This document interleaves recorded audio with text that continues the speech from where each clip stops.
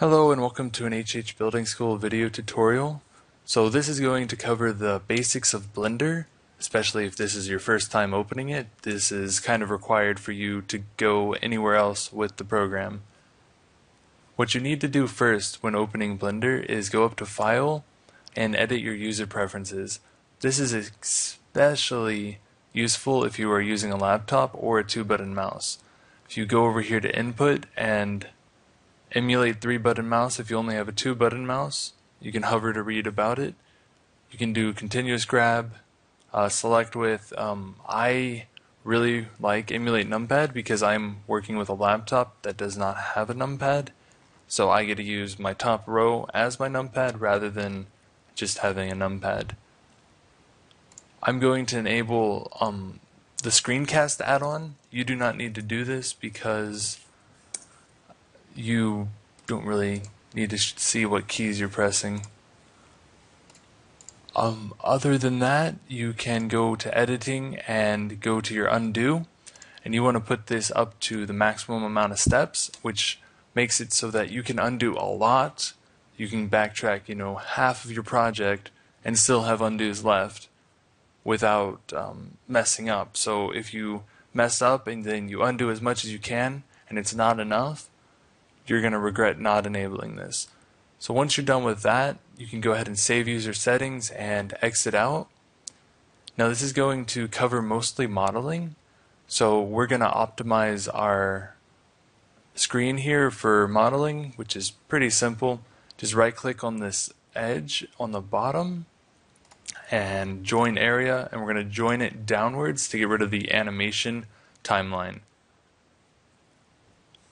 A tip with modeling is that you don't really want to be in user perspective at any time.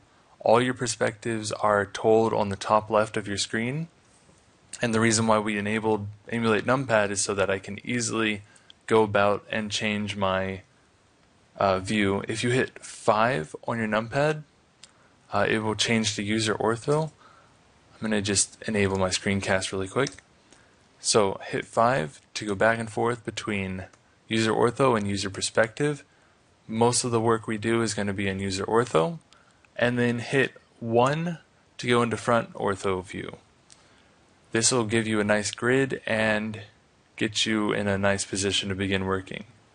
One more thing before we start working is this tab over here, scene, you need to change your units to metric and degrees. Now this isn't really helpful unless you're using Second Life, because Second Life is based off of those units, metrics, the metric system, and it will correlate what you have sized in here to what's going to be inside Second Life when you export it.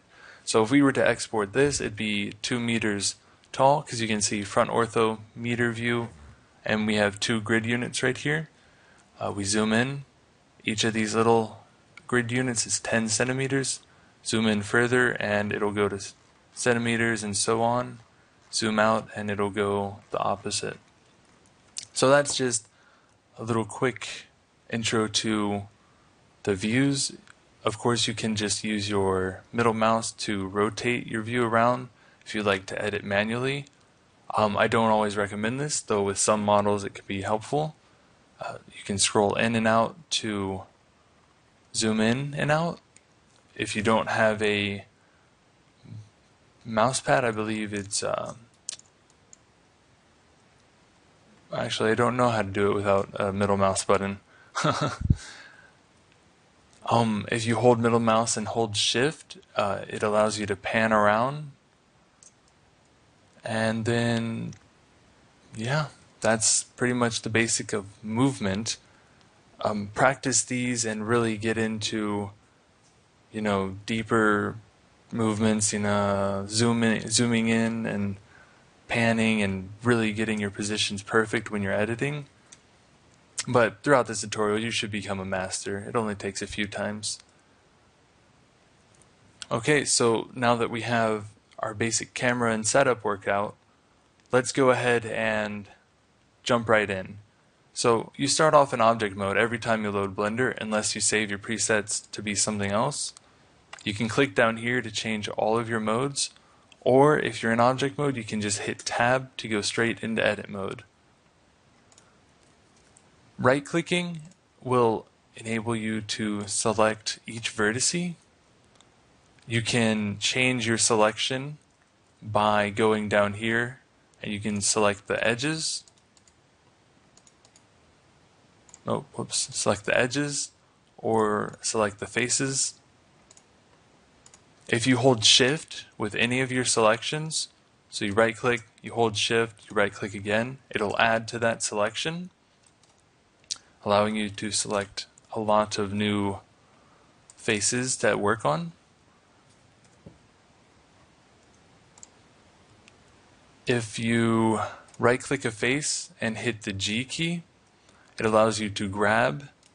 If you right click a face and hit the S key, or a vertice and hit the S key, won't really do anything. For the S key to work, you're going to want to have at least 2 vertices selected, or one edge, 2 vertices equal an edge, or a face. All of these are found on this left sidebar. If you accidentally close this, it's easy to reopen by hitting T. So you can see you have translate, rotate, scale, push, pull, shrink, and flatten. So translate, rotate, and scale are going to be our big 3. Shrink, flatten, push, and pull, you might use them, but I typically don't. The other 2 that are kind of big are the extrude region and subdivide, or maybe even replace subdivide with loop cut, because what extruding allows you to do is to say, take this face, hit E for extruding, or click it on the sidebar, and you can pull it up. Subdivision allows you to select, say we want to subdivide this face, we can hit subdivide, it'll subdivide, or we can just subdivide our entire object at once by hitting subdivide. This isn't always preferable because it gives you a lot of extra faces to deal with, so we can use loop cut and then select an edge, and it'll have a little purple line, and when we click down it'll select and let us drag it where we want it to be placed. So we can make like a loop cut there, use extrusion, extrude this face outward, extrude this face outward, make a nice little thingy-mabob. Yes, a beautiful thingy-mabob. So these tools give us the starting point to begin modeling. We can use the add menu up at the top left, and let's just go ahead and add a circle. Then hit F6, that'll give you the properties menu, which is also down on the bottom left. So you can edit it here or by hitting F6. And let's bring that down to say 18. And we're good to go. So let's hit tab to go into edit mode. Select our circle. You don't want to be in face select right now because it does not have any faces. We can hit Alt to right click. Alt and right click will select an entire edge loop, or we can hit A to select all, and A also deselects everything if hit again. So if we hit that vertex and hit A, deselect everything. When nothing's selected, we hit A, it will select everything for us. So now that we have everything selected, let's hit 1, go into front ortho, and let's extrude up. Now you might notice, your extrusion is a bit wobbly. If you hit Z, you can constrain it to the Z axis, and X for the X axis, which is red. So if we grabbed it, hit X, we can move it over like that. And then if we go to another view, say right ortho, we can hit grab and Y to constrain it to the Y axis. Now if we wanted to grab it on the Z and X axes, what we do is we hit G, and then we hit Shift Y, which means everything but the Y axis. So it will not move on that axis. A quick note is that all of these buttons I'm hitting, we're not holding down. I've had trouble in the past, someone was like, it's not working. Well, don't hold the buttons down. Anyhow, so let's keep grabbing it up to about here. And let's just go ahead and make a pot. So scale down the bottom, and then Control R, make a little edge loop and bring it up. And then Alt right click, Alt Shift right click to make another selection. And then let's go ahead and extrude the region. Now I don't want it to go up, I want it to go out. So we're going to hit Shift Z to not do that.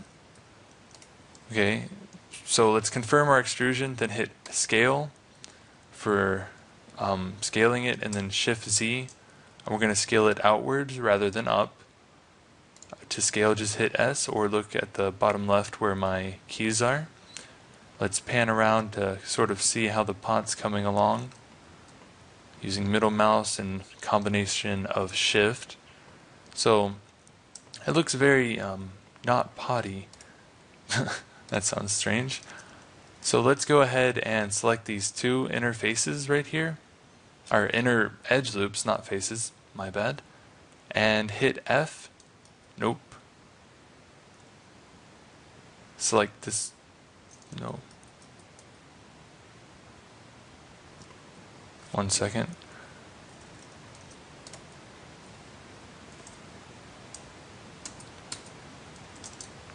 If you want to redo something, hit Control Shift Z like I have just done.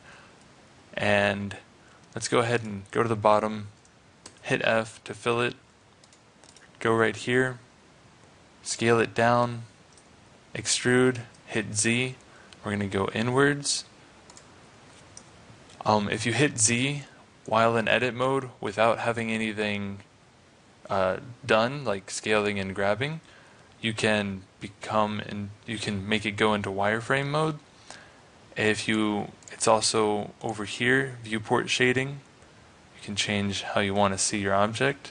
So let's just scale it down so that the wireframe is inside and gives it a more solid shape to it. So this is a really easy practice. I recommend actually trying to just take what I taught you and make a harder to make pot, maybe extrude it more, do something weird with it. Because weird things are always fun. Oh, it kind of looks like a torch if we maybe added fire right here. But that is really the basics of Blender. Just a quick recap is rotation with the middle mouse, Shift to pan it around. We learned the grab key, grabs a vertice, edge, or face, which we can change what we selected down here. Scale, which will scale an edge or a face. Extrude, which will extrude any one of the selections. We also learned what edge loops are. If you hold Alt and right click, you can select an edge loop. Your different viewports, viewing angles. The fact that you can make new edge loops with Control R or hitting over here on the add. Your subdivision, which shortcut is W for that menu. And your rotation. Oh, which I actually didn't cover. Good thing I reviewed. So if we wanted this pot to be upside down, we could just hit rotate, constrain to an axis, X or Z or Y, and just flip it 180 degrees. If you type any number in while you're editing, it'll automatically go to that number, and that works for grab, scaling, extruding, rotating, and I think it does it for loop cuts too. So that covers the basics. If you think I didn't do something right, or if I should go back over and just completely remake this video, let me know in world or leave a comment. This is just a single take, so there's bound to be slight mistakes or me forgetting something. So let me know if I can clarify anything in the next video, or if I should just remake this for you guys and be like, yo, that wasn't good, man, can you redo this? I mean, I really want to learn Blender, so redo it. And you know what, I'll be like, alright, since you asked for it, I will redo it just for you. Anyhow, guys, I hope you enjoyed the video, and I hope I helped you learn the basics of Blender. Leave a like, comment, and subscribe if you enjoyed it. Let me know if you didn't. I'll redo it, and then you can like, comment, and subscribe. Anyhow, have a good one.